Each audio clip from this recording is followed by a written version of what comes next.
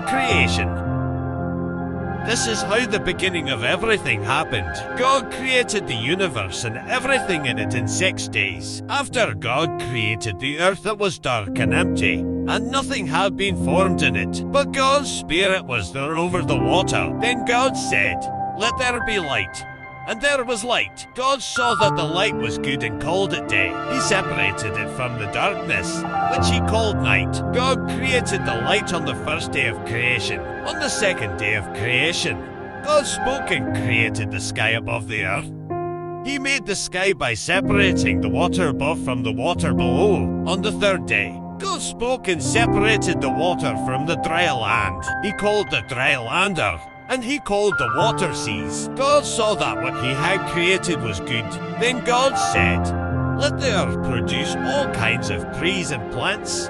And that is what happened. God saw that what he had created was good. On the fourth day of creation, God spoke and made the sun, the moon, and the stars. God made them to give light to the earth and to mark day and night, seasons and years. God saw that what he had created was good. On the fifth day, God spoke and made everything that swims in the water and all the birds. God saw that it was good, and he blessed them. On the sixth day of creation, God said, "Let there be all kinds of land animals." And it happened just like God said. Some were farm animals, some crawled on the ground, and some were wild.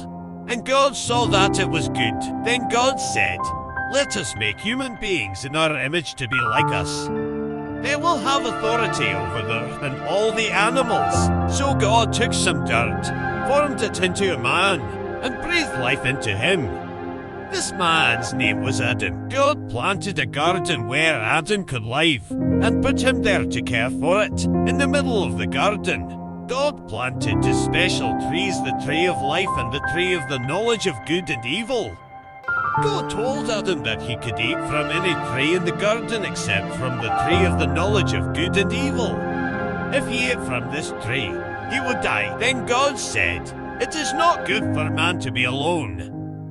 But none of the animals could be Adam's helper, so God made Adam fall into a deep sleep. Then God took one of Adam's ribs and made it into a woman and brought her to him. When Adam saw her, he said, "At last, this one is like me. Let her be called woman, for she was made for a man." This is why a man leaves his father and mother and becomes one with his wife. God made man and woman in his own image. He blessed them and told them, "Have many children and grandchildren and fill the earth."